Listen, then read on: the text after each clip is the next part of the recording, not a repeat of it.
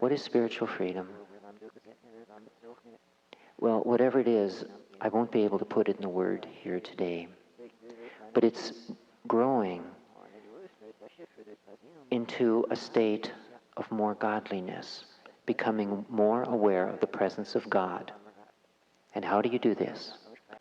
And so when the love of the Holy Spirit comes into your heart, it comes in, then you start making decisions, not based on fear any longer, but on a greater degree of wisdom. You say, well, maybe I'm not afraid, and that's why I put on a seatbelt, but I find it wise.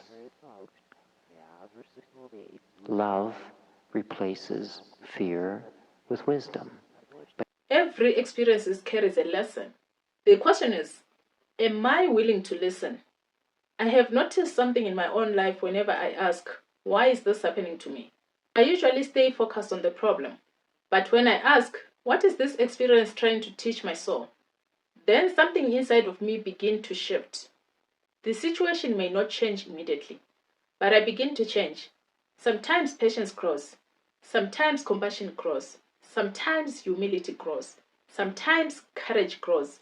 And little by little, my awareness of God's presence becomes stronger. Hi, beautiful souls. Welcome back to my Journey Faithful Compassion Hub. If this is your first time here, my name is Beatrice, and thank you so much for joining me today. On this channel, we journey together through spiritual reflections inspired by Harold Klemp. Every time I return to these talks, I discover something new. Not because the words has changed, but because soul continues to grow. In the previous reflection, we explored how everyday experiences become opportunities for soul to grow towards spiritual freedom. As Harold continues this seminar, another beautiful lesson begins to unfold. This time it's not only about our own spiritual freedom, it is also about learning to give freedom to the people we love. Let's continue. Now, my poor friend, I wrote to him just this last week. I said, you know, it's hard to imagine a person like you who grew up a Baptist, Southern Baptist, and I said, now you have one son who's a Mormon, and I said, another son who's an atheist. I said, this can only happen in an unfair universe when God makes a pact with the devil. And I said, but why you? I'd always known him to be a very generous person. He let people enjoy their religious freedom, even at home. He went to the Baptist church when he felt like it. The kids felt they didn't want to go. He didn't push them. Wonderful example. He's still a Baptist today, I guess, whenever he goes to church, but he's so busy now getting ready for his new Mormon relatives having to have a barbecue for him in August. And he's planning to go away skiing somewhere that weekend. He doesn't know where. There might be a skiing place in August, but he's thinking of it. Finally, he thought he was rid of his children. The atheist is off to Los Angeles to become an actor. And the Mormon got married, and so he's living a very interesting life right now, trying to stay balanced, accept life as he finds it, with joy, not jubilation, which he might say. Finally, life has seen to rid me of these two weights in my balance. So his scales are now, I don't know, in a state of jumping up and down, as sometimes one child jumps back on the scale, another jumps off. When Harold shared this story, I found myself smiling. It was light-hearted and humorous. After the laughter faded, I found myself thinking about something much deeper. Imagine raising your children with certain hopes, certain values, certain dreams, and certain future. Then only one day to realize that they've chosen a different path you never expected. Perhaps not only children. Sometimes it's our husband, our wife, our parents, our siblings, someone we deeply love. We all know what it feels like to watch someone make choices we don't understand. And if we are honest, there are moments we quietly wish we can change their minds because we believe we know what's best for them. And as I listened, I realized Harold wasn't simply talking about religions. He was talking about something every one of us experience. The challenge of loving without controlling, that's not easy. Love wants the best for the people we care about. Sometimes our idea of the best is not the same as God's way of teaching another soul. That made me pause. How often have I prayed for someone to change, when perhaps God is asking me to trust, not to stop loving, not to stop caring, but to trust that every soul has its own journey, its own lessons, its own sacred relationship with Divine Spirit. I've come to realize that spiritual freedom is not only about being free ourselves, it is also about learning to release the need to control the people we love. Sometimes the greatest expression of love is allowing someone the freedom to grow even we don't understand the road they are walking. That doesn't mean we agree with every choice. It simply means we trust that God's love can reach places where our words never could. Before we continue, I would love to leave you with a question. Who in my life am I trying to change when perhaps Divine Spirit is asking me to trust, to love, and to let go instead? What is spiritual freedom? Well, whatever it is, I won't be able to put it in a word here today. But it's growing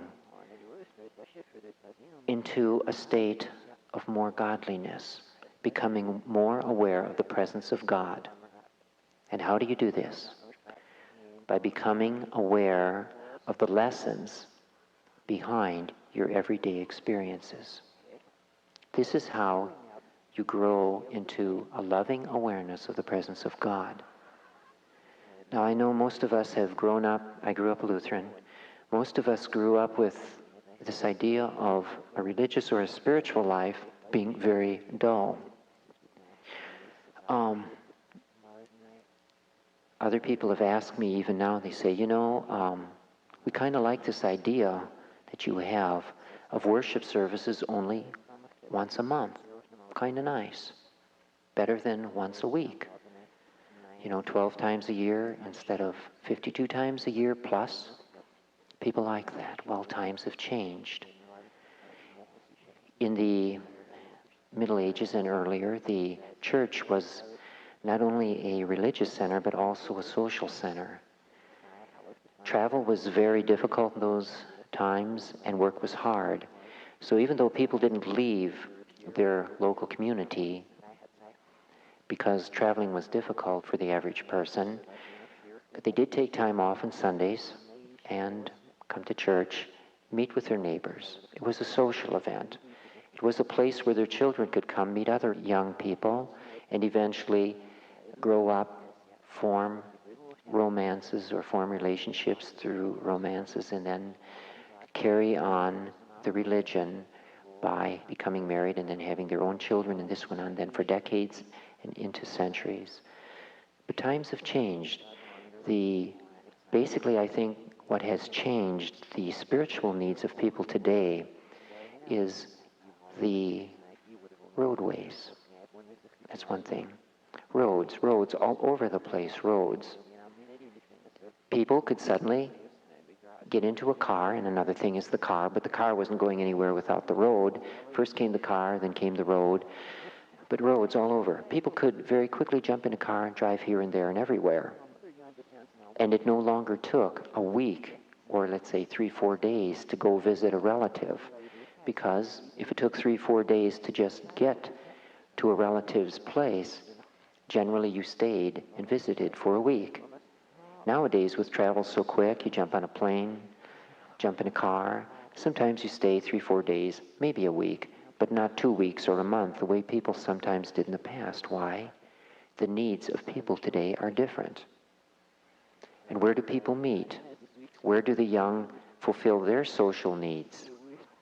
No longer in the church, but often at school, large community schools where all the children come together. And in shopping malls. People come together in shopping malls. So there isn't the social need for people to come together anymore in churches the way there used to be. I'm looking at the time. Maybe time just passes more quickly when you're talking. I don't know. Well, I'd like to just maybe jump over a few topics here and go down. This part really touched my heart because, like many other people, I've looked for God's presence in extraordinary moments. The miracles, the answered prayers, the breakthroughs, the moment everything finally makes sense. But Harold reminds us that spiritual growth usually happens even somewhere quieter. In ordinary days, in unexpected conversations, in disappointments, in delays, in difficult relationships, even in moments we rather forget. Every experience carries a lesson. The question is, am I willing to listen? I have noticed something in my own life whenever I ask, why is this happening to me? I usually stay focused on the problem. But when I ask, what is this experience trying to teach my soul? Then something inside of me begins to shift. The situation may not change immediately, but I begin to change. Sometimes patience grows. Sometimes compassion grows. Sometimes humility grows. Sometimes courage grows. And little by little, my awareness of God's presence becomes stronger. Maybe that's what spiritual freedom looks like. Not escaping life challenges, but discovering that even our challenges can become our teachers. When we begin to see life this way, nothing is wasted. Not our joys, not our tears, not even our mistakes. Because Divine Spirit has a beautiful way of transforming every experience into an opportunity for soul to grow. What experience in my life have I been resisting that might actually be trying to teach me something? As I listened to Harold speak about how the world has changed, I realized that he wasn't talking about churches. He was talking about people, about how every generation searches for connection in different ways. Today we can reach someone on the other side of the world in seconds. We can spend hours online. We can be surrounded by people but still feel lonely. That made me wonder, what is that we are really searching for? Is it more information, more success, or approval? Or we are just looking for something much deeper? I have come to realize that every soul carries a quiet longing, a longing to remember its true home, to feel connected to Divine Spirit, to know that even in a busy world, God is still near. Perhaps that's why nothing outside of us can completely satisfy the heart. Because the deepest connection isn't something we find in a place, it's something we awaken within ourselves. The world around us will continue to change. Technology will change. Society will change. So people will change, but the longing of soul remains the same. To know God, to love more deeply, to become a little more free each day. Where have I been searching for fulfillment while overlooking the quiet presence of God already walking beside me? What fear does. Basically, most people live under the hand of fear. You buy life insurance. Why? Because you're afraid this, that, the other thing might happen. And you wear seatbelts. Why? It's the law.